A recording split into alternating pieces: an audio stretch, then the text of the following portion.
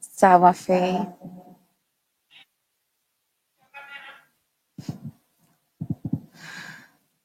Yeah. Say what? Yeah. Asari.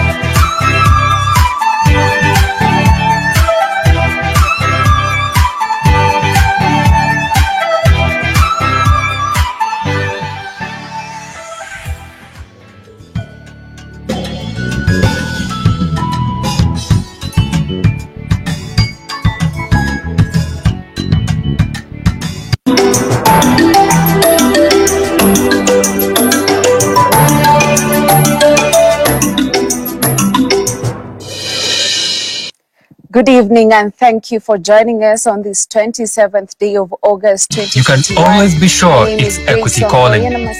When we call you, we will use only this number. We have a packed bulletin prepared for you. Let's begin the bulletin.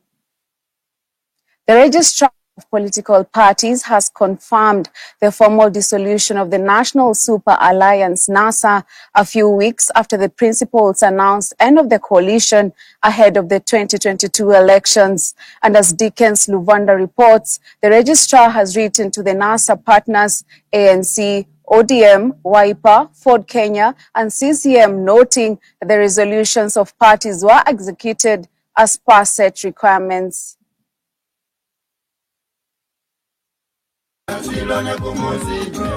The once vibrant National Super Alliance NASA, the official opposition coalition in the 2017 general elections, has formally been dissolved. This is after the Registrar of Political Parties Nderitu confirmed the dissolution of the coalition after member parties, who include ODM, Wiper, ANC, Ford Kenya and Chama cha Mashinani CCM, came public and wrote to her office announcing their withdrawal from the coalition. On August 3, 2021, Wiper, ANC and Ford Kenya party leaders announced they had left NASA coalition and would engage other parties as they march ahead with the One Kenya Alliance, OKA, which now has KANU. Our agreement between KANU and Jubilee is one which runs up to 2022. And it doesn't stop KANU from engaging or affiliating with new formations like OKA. Nderitu, in a letter copied to ODM party boss Raila Odinga, Musalia Mudavadi of ANC, Wiper's Kalonzo Musyoka, Ford Kenya's Moses Wetangula, and Isaac Ruto of CCM, clarified that the resolution of the parties were executed as per set requirements, and therefore her office will publish a notice of the dissolution in 2 newspapers, in line with the political parties' regulations. NASA's coalition agreement stated that the coalition stands dissolved if any of the 3 coalition parties decide to leave their coalition. A dream that captured the imagination of Kenyans, called NASA, has reached an end today through what our statement described as a trust deficit bedeviled by machinations and selfish maneuvers. Dickens Luvanda, Hope TV News Watch.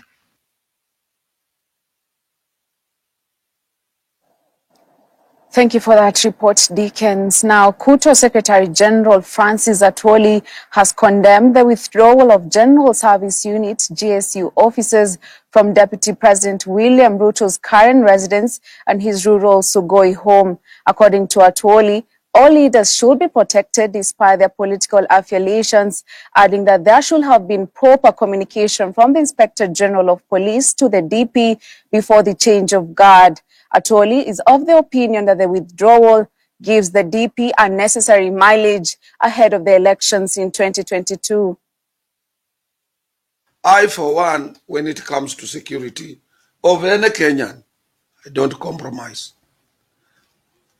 And I equally don't support what government did. And if they were to change that security, they would have done it with the knowledge of our deputy president.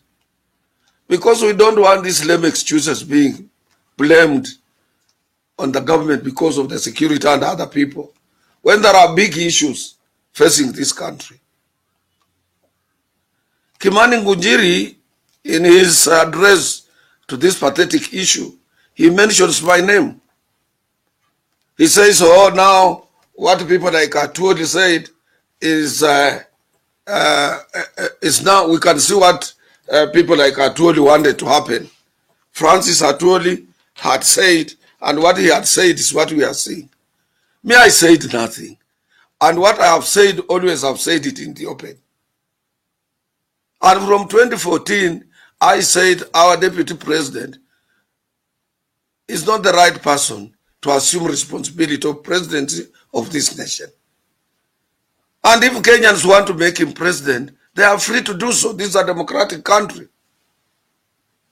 But they would have to see for themselves on what they wanted. They are free. If he has a majority, he will be elected, and we will respect his office. We will respect the presidency. But the issue of circulating things on social media, La Mada, what, nobody. And in the community where I come from, when you have children like me, when you have a family, when you have grandchildren, when you are you cannot kill. You can live alone killing. You cannot plan to eliminate anybody. If there is anybody who knows Hallelujah properly. We can't plan. We don't plan for that. And some of the things we are taught when we are young by our parents, that don't do things that are against the government policies without prior consultation with those people who are concerned. Now, businessman Jimmy Wanjigi has called for a free and transparent nomination ahead of the ODM election to select a flag bearer. Wanjigi, who is eyeing the presidential seat under the ODM ticket, during a visit to the party headquarters, has asked the ODM Party Secretary General Edwin Sifuna to adopt an open communication with all candidates. Sifuna, who responded to Wanjigi, says the application for candidature will be open once the National Elections Commission approves the process. Sema mulifunga, sijui kama mulifunga kwa sababu ile statement yenu ilisema mume suspend. Muli suspend. Hamukufunga. Suspension si kufunga. Tulikuwa na wania, mtafungua tena. Labda muda ulikuwa si wakati wa kufunga. Speed yangu iko sawa. So hiyo exercise we are expecting ya kwamba mtafungua, mtupatie muda kuleta application yetu formally. Kwa sababu hii ni chama ambayo inapendwa na watu wengi, si ndio? Chungwa hii watu wanataka kula sawa sawa. Anaipenda. So tafadhali Bwana SG, pelekea hiyo mwito kwa NEC na leadership ya chama. Watu wanataka kuingia, watu wanataka kuwania viti. Na vile mumeleta maombi hapa, kwa sababu nimesikia wengine, hata party leader wetu nimemsikia kwingine akisema labda na yeye pia angekuwa na ari. kwa sababu alikuwa ametueleza yeye atazungumza hadi baada ya BBI. Si ni kweli? So ombi hili sio ombi peke yake ambalo tumepokea. Kuna maombi ambayo tumepokea kusema chama kiangalie kama tunaweza open hiyo process ya applications tena. Kwa hivyo mimi kama katibu, kazi yangu ni kufikisha maombi haya kwa baraza kuu la chama ama National Executive Committee, ambao watatoa uamuzi, na uamuzi huo utatangazwa kirasmi kwamba sasa either process iendelee vile ilivyokuwa ama watu wapi wakubaliwe kuleta maombi yao. Chief Administrative Secretary in the Ministry of Interior, Hussein Dado, has assured Parliament that the current backlog of applications for vehicle registration plates at the National Transport and Safety Authority, NTSA, will be cleared in the next 2 weeks. Car importers in the last few weeks have decried huge losses after more than 7,000 vehicles were left stranded at the Mombasa port due to delays by the National Transport and Safety Authority to issue number plates. The government is now racing to ensure the NTSA resolves the number plates glitch and car logbooks delay.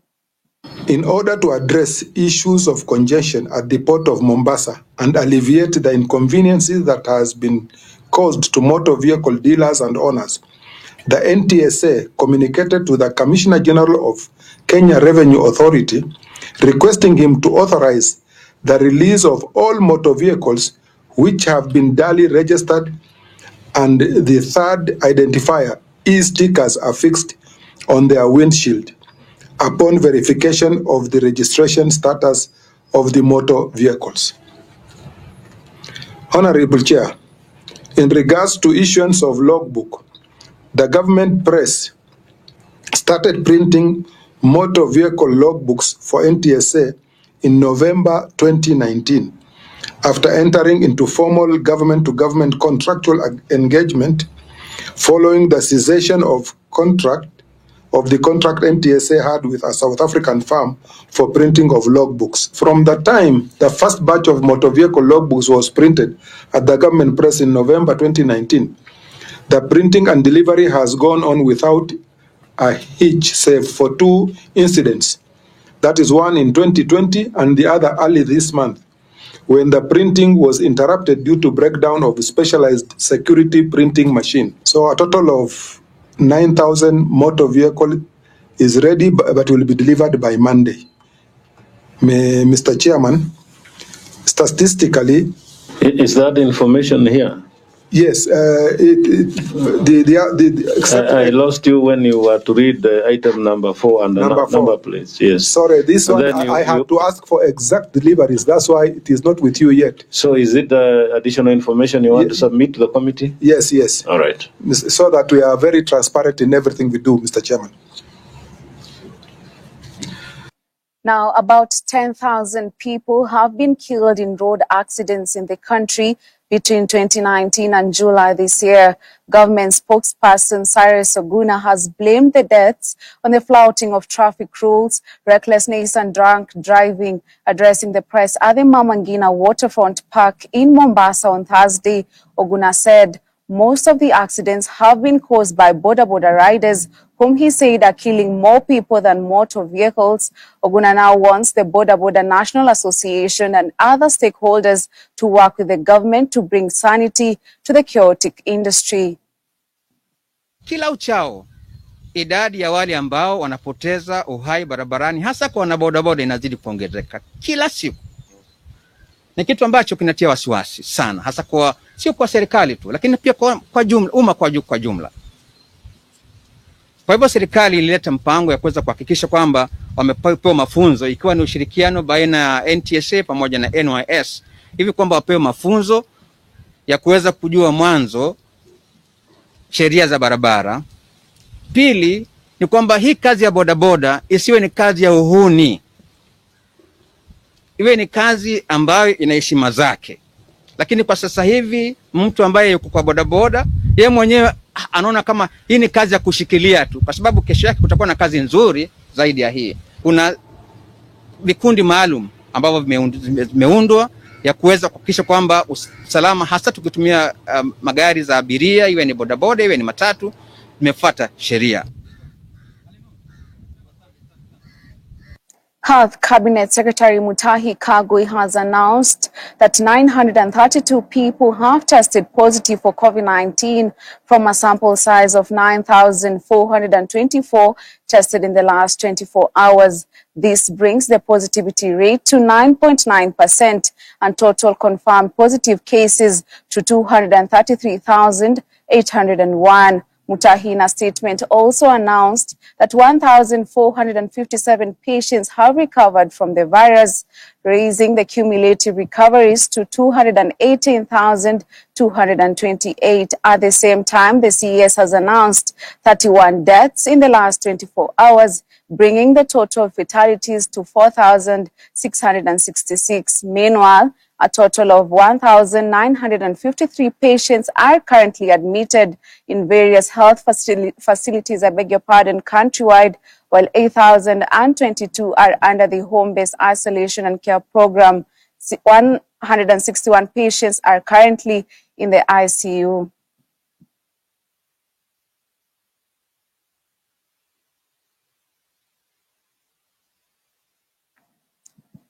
Still in COVID-19 numbers is that Health Cabinet the Health Cabinet Secretary visited the Moi Referral Hospital and ascertained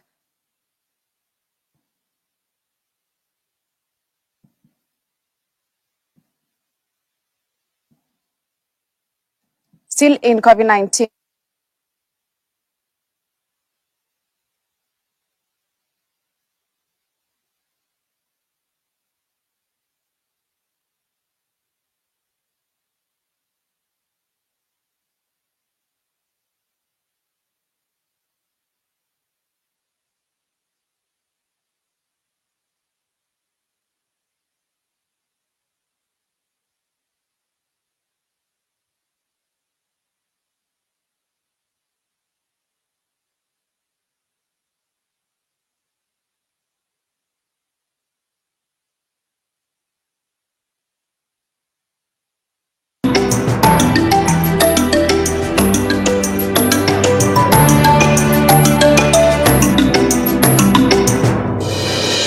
What comes to your mind when you think of the perfect home for your family? Is it the beauty, the comfort, the security, the convenience, or even the affordability?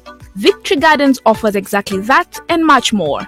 It is just 10 minutes drive from Kitengela town and 3.8 kilometers off the tarmac. This gated community project comes with solar street lighting, Maram roads, beautiful trees, 24-hour security, and water connected to every plot. Call us today on 0790 300 300.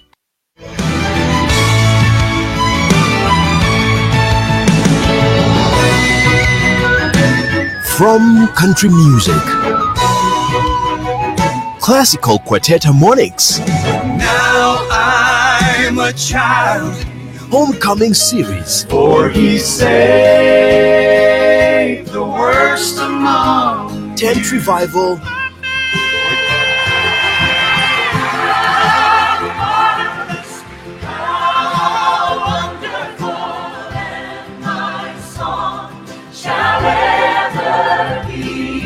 and many more. I'm gonna lay down my burden, down by the riverside, down by the riverside. Watch these great musical adventures on The Bill Gaither Show, featuring Gaither Vocal Band, Linda Randall, For the God on the mountain, and many other series like The Alaskan Cruise. And now I'm feeling mighty fine. These gospel favorites, recorded in front of beautiful sceneries, guaranteed to rejuvenate your love for gospel music.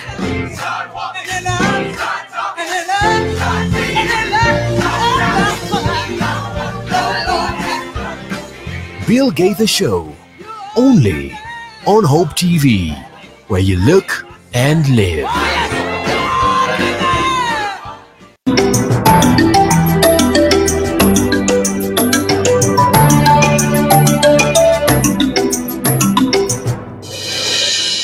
Thank you for staying with us. My apologies for that mix-up. Now moving on, in line with the Kenya National Qualification Authority Strategic Plan of 2020 to 2025, the authority has recognized various national education qualification levels that one must meet to graduate based on the new education system. During the launch of the competence-based education system in the country, the Kenya National Qualification Authority called for better planning, involvement of all stakeholders, and adequate funding to ensure a smooth and seamless transition to the new education system. Velma Muresa has the details. As the country is adjusting to the new education curriculum, there is a need for enhancing the quality of education for both local and international compatibility. To help coordinate and harmonize education, training and assessment, the Kenya National Qualifications Authority, in harmony with the Ministry of Education, are in the process of establishing the Kenya National Learners Record Database and creating the Kenya Credit Accumulation and Transfer System. According to KNQA Chairman Kilemi Mwiria, higher learning institutions have already started to populate their data of graduates in the system. In this country, you can get a diploma certificate after 3 months. Someone else will get one in 6 months, another in a year, another diploma program 3 years. And the same with the degrees. I mean, there are places that will, institutions that will offer you a degree certificate in 2 years. Others is 4 years. So depending on your ability to do your work quickly, but also sometimes to be able to buy that paper. According to the Ministry of Education, CAS Hassan Noor, for Kenya to be responsive to the needs of the continent and be recognized internationally, the ministry has prepared a development agenda for the education system as a part of Kenya's Vision 2030. This day presents us with an opportunity to reflect on how well our interventions in programs and projects are achieving the desired goal of enhancing youth potential by enhancing skills development to help meet the future jobs of needs of young people. In essence, therefore, all stakeholders in the education sector and the various industries need to come together to consult on the market needs that will guide institutions in developing their curriculum in alignment with the global education reforms of qualifications framework. In the discussion, Noor also noted that most universities are marred by issues of fraud, where some students manage to buy certificates and degrees. The Cabinet Secretary for Labour and Social Protection, Simon Chelugui, said for the workforce to remain internationally employable and agile, the quality of education and training should be critical for the production of compatible personnel. We need to build on quality. When I meet and speak to these people, I speak about the image of the nation, the qualification of our country, the skills. When you stand in any platform in this country and out there, we are speaking about a Kenyan who is skilled, knowledgeable, and has been trained, examined, and qualified to do to do any kind of job. For Hope TV Newswatch, I'm Velma Muresa. Thank you, Velma, for that report. The Service Party, TSP, has revealed that it will field candidates across the country in the 2022 general elections. TSP leader Mwangi Kiunjuri said the party National Governing Council has decided that at the presidential level, TSP will engage like-minded parties to establish pre- or post-election coalitions. Kinjuri was speaking in Embu after a 2-day consultative meeting with aspirants for parliamentary and gubernatorial seats from various parts of the country. To ensure that we have a free, fair and credible elections, we urge Parliament to fast-track any elections-related registration for certainty and preparedness by all stakeholders. As part of our preparedness for the general elections, we have been listening and engaging Kenyans around the country. We have heard them loud and clear. This time, they will not vote for leaders based on euphoria, but they will be looking for individuals, character, leadership ability, service delivery record, and issues people care about. I want to take it again. As part of our preparedness for the general elections, we have been listening and engaging Kenyans around the country. We have heard them loud and clear that this time they will not vote for leaders based on euphoria, but they will be looking for individuals' character, leadership ability, service delivery record, and issues people care about. To move us forward as a party, we have decided on the following as our agenda and irreducible minimums to move us forward as a party. We have decided on the following as our agenda and irreducible minimums or for engagement with like-minded parties and preparation for Limuru 3. And I want to make it very clear that what we are discussing here, we are discussing both national issues and issues that are affecting regions. And therefore,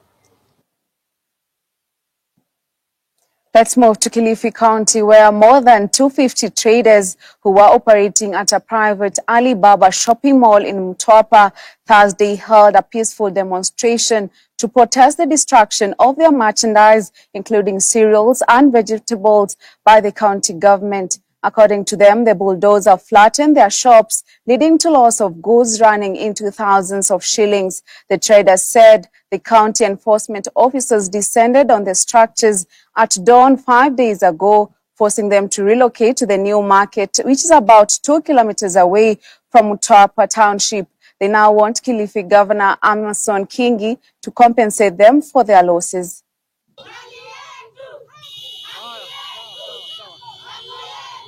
Kila kitu imeharibiwa, hakuna kitu kilipotea hapo. Mimi nauza cereals, nimeharibu mali ya zaidi shilingi 90,000 hapo ndani.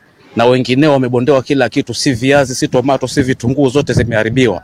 Na hakuna mtu amepata kitu. Kuku zimeuawa pia hapa ndani. Magunia ya makaa imesagwa yote.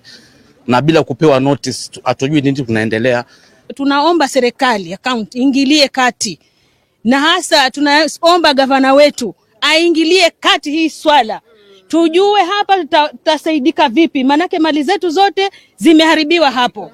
Zimeharibika zote hapo, ikiwa kwamba sisi wamama wanyonge tumekopa mikopo, manake saa hii hatuna pesa, tunakimbilia kwenda tukachukue na turudishe. Na saa hii sasa ni kama wametusambaratisha, maana wametumaliza kila kitu, na huu ni msimu wa corona. Kwa hivyo tunaomba serikali iingilie kati, tujue hizi mali zetu tutafanya nini, na hili soko letu pia twalidai lifanywe haraka na turudi tuingie sokoni. Manake sasa hii ni haki ya mwananchi. Hatujakataa kuenda kule, lakini hii ni soko ya private na kila mahali huwa ziko. Kwa nini watufanyie hivi? Sasa hii mimi nadaiwa huko nyumbani. Hii pesa pale sijui nitaitoa wapi? Vitu vyote pale hakuna. Wataka tufanyeje? Wataka tuende wapi? Na corona hii. Wataka mtoto wangu sahi alikuwa amekuja hiyo juzi Jumamosi, Jumatatu aende shule. Hakuna pesa, nimezika pale. Watakaje wewe? Mtoto wako ameenda shule, wangu yuko nyumbani. Watakaje wewe? Isiolo County Commissioner Geoffrey Omoding has defended Mwangaza demolitions, saying they were an implementation of court orders. Omoding, who spoke in the area, also warned politicians against inciting local residents that they will be arrested. Mwangaza residents have been demonstrating for several days following forceful evictions and demolitions in the area. Isiolo Governor Mohamed Kuti, however, challenged the way the demolitions were conducted. Unajua sasa ndio ulikuwa nasema hao wameanza kuweka siasa huko ndani. Wameweka siasa. Sasa ni siasa hao wanacheza siasa. Wakicheza siasa, mwananchi ndio ataumia. Sisi hatutaki kujua mambo ya siasa. Sisi wetu ni just the issue. What is the issue? Tunajaribu kuresolve that issue.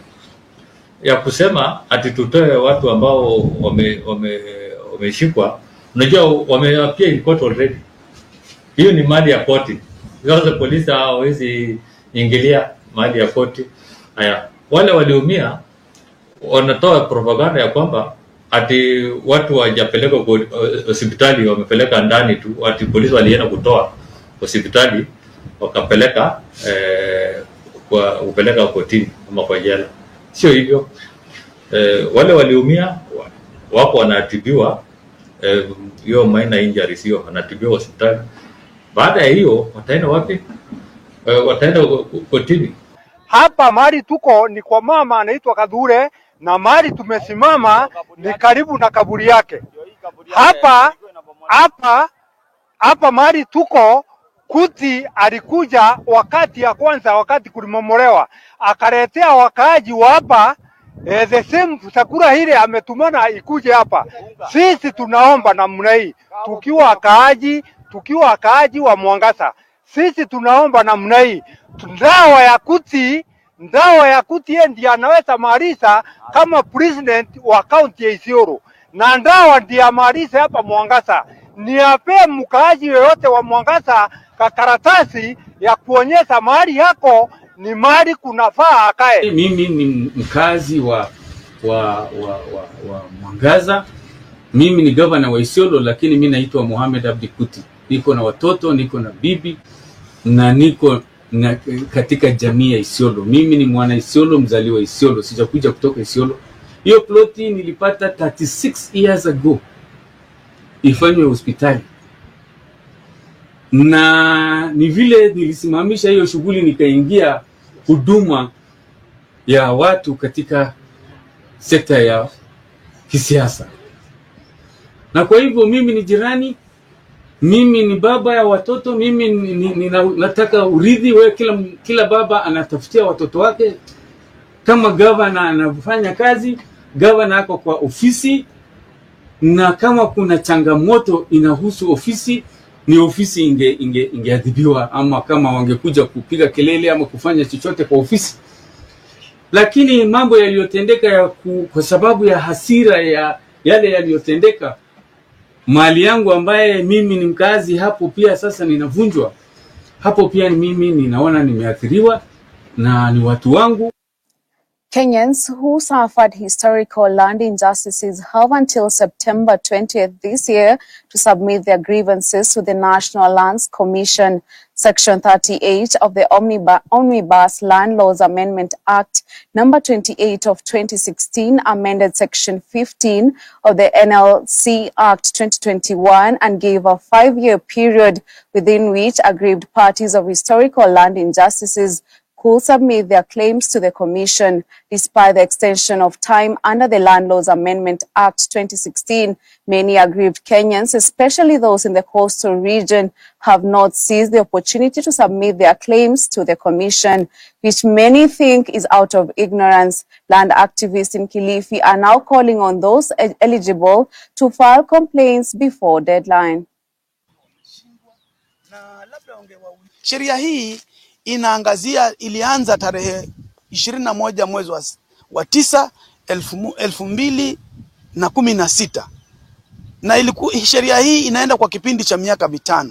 Itakapofika tarehe 21 mwezi wa 9 mwaka huu, yani mwezi ujao tarehe 21, basi maombi yatakuwa yanafungwa.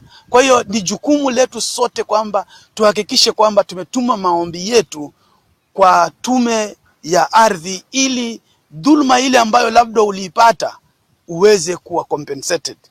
Ama kwa njia moja au nyingine, ardhi yako ulipokonywa kwa mabavu, ama kwa njia nyingine kutokana na harakati za kutafuta uhuru, ardhi yako ilichukuliwa, au ardhi yako iliporwa kwa njia ya ufisadi, ama serikali ilichukua ardhi yako na ikaitumia pasipo idhini yako na kwa dhulma, basi wewe una haki ya kufanya maombi yako kwa tume ya ardhi ili tatizo lako liweze kuangaziwa. Na tuende tuhamasishe watu wetu, na kama haiwezi kufanya hivi, ituruhusu tuendelee polepole. Wale ambao tayari walikuwa trendi kama mimi Stembo na wengine, basi turuhusiwe tuweke vikao ili watu wetu wale ambao hawana ufahamu, na najua percentage kubwa ni wale ambao hawajui chochote ambacho kinaendelea, tuwafahamishe. Evacuations from Kabul airport in Afghanistan have resumed following yesterday's devastating twin bomb attacks. The attacks targeted people queuing to flee the country after Taliban militants returned to power. Reports say that 90 people have been killed, mostly Afghan civilians and 13 U.S. military personnel. U.S. President Joe Biden has promised to hand down the perpetrators, jihadist group ISIS, who have claimed responsibility of the bomb attack. The UK says it is entering the final stages of its evacuation with 1,000 leaving. The evacuations and foreign troop withdrawals are designed to be completed by 31st August, a deadline agreed with the Taliban.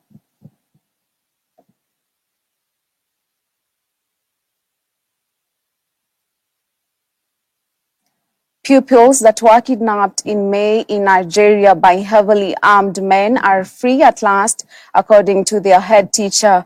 136 students from the school in Tegina, Niger State, were seized by gunmen demanding a ransom. The head teacher said a small number escaped in June, and there were unconfirmed reports that 6 died in the captivity. Mass abductions for ransom have become increasingly common across Nigeria in recent months. The freed students were looking unhealthy, frail, and exhausted, and receiving treatment in hospital.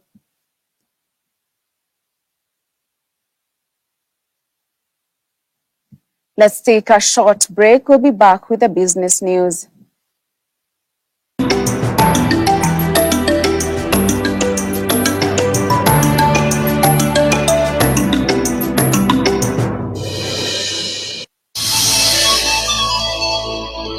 Our Christian life is not just about God always stepping in when you are in trouble.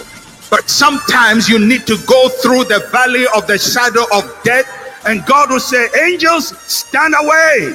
He must go through that. She must go through that. Because out of this would come something greater and more beautiful.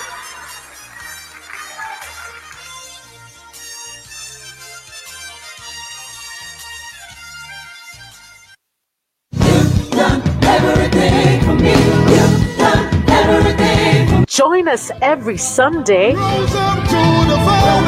for unlimited, uplifting, powerful worship,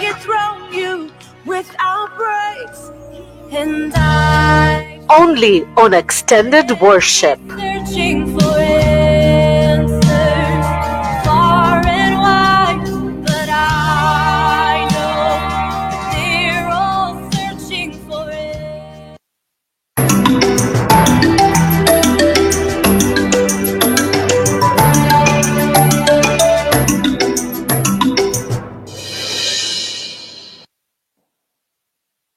Thank you for staying with us.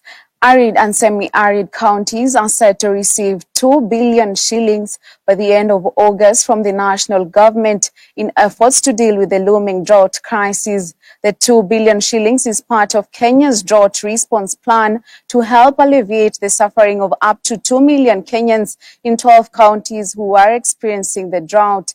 Cabinet Secretary, Ministry of Devolution and Air Assault, Eugene Wamalwa, has called on county governments to ramp up their efforts and join the national government, even as the experts warn of a worse situation. Worse.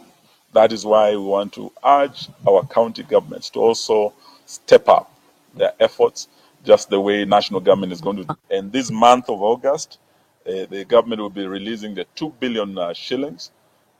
Through this fund, we will also give more support to the affected counties, not just the 10, because all the ASAL counties are affected. We will be able, through these 2 billion, to improve on the response to the biting drought that's there today. Absa Bank Kenya's net profit surged 9.4 times to 5.5 billion shillings in the half year ended June, helped by a large drop in expenses. The lender reported net earnings of 588.9 million shillings a year earlier. Absa's profit growth is the largest among the big banks that have announced their results so far. However, the bank did not declare an interim dividend, joining other lenders that continue to preserve cash despite recording earnings. Absa last paid a dividend of 1.1 per share for the year ended December 2019, including an interim distribution of 0.2 shilling per share. Absa's loan loss provision in the review period dropped 63.9% to 1.9 billion shillings, despite gross non-performing loans increasing 7.8% to 18.3 billion shillings. Total interest income declined marginally to 15.1 billion shillings as the lender cut its investment in government bonds and T-bills by 14.9 billion shillings to 77 billion shillings. We start off our life and journey as Absa on a really strong footing because we got a very strong heritage and legacy to build on, which spans more than 100 years.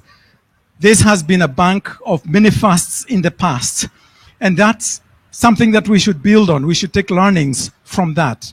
Absa, we are very committed to our presence in this country. We're very committed to Absa Bank Kenya, and I'm coming here to deliver on behalf of the group our strong commitment to support you in what you do. We very much see ourselves as a partner in working with you to realize the aspirations, the dreams of the Kenyan people, and of course of the people of Africa as a whole.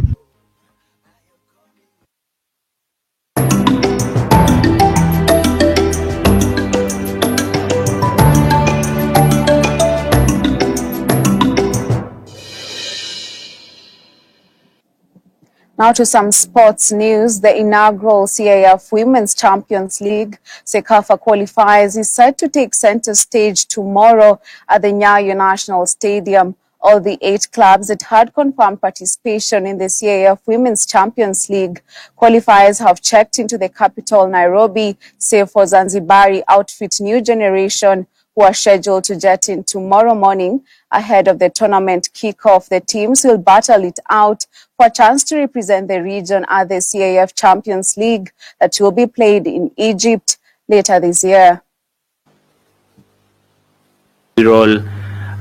Women's Champions League qualifiers for the zone.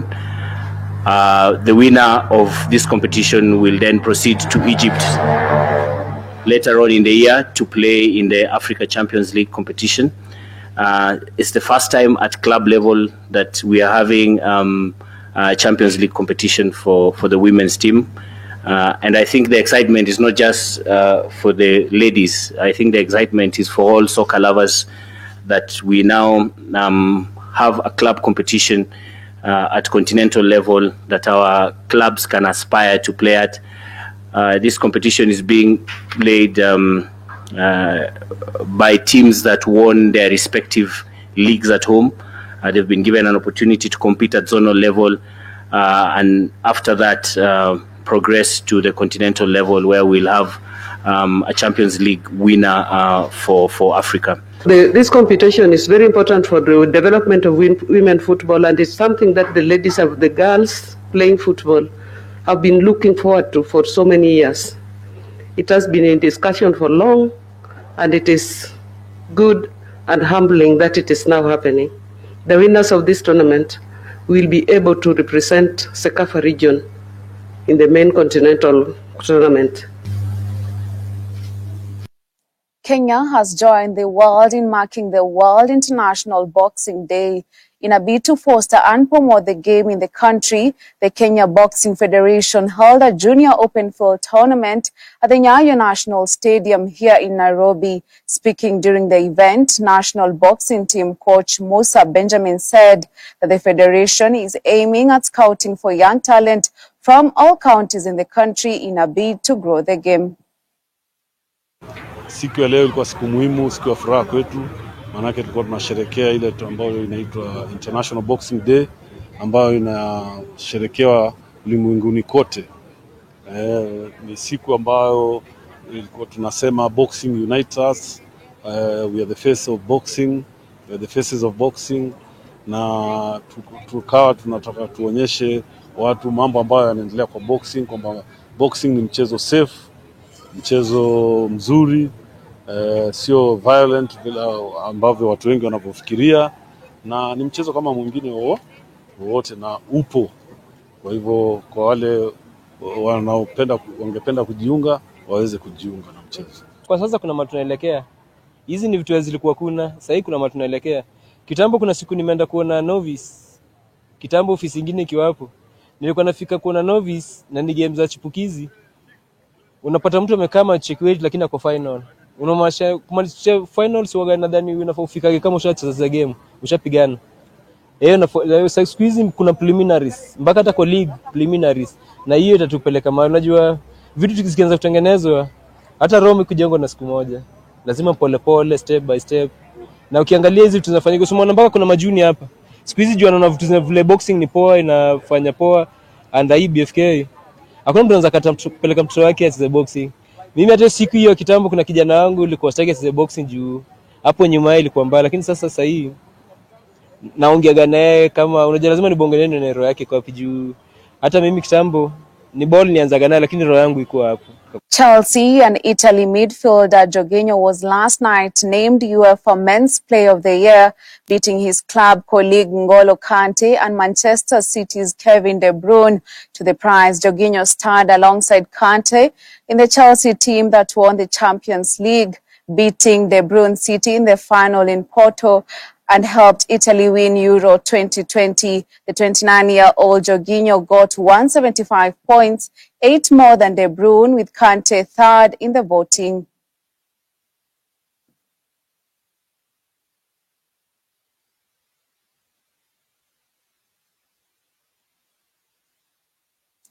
That's all the news we had prepared for you. Thank you for keeping me company. My name is Grace Wangoi, and my sign language interpreter tonight has been Boniface Murithi. Have a good night and enjoy your weekend. I leave you with the weather forecast.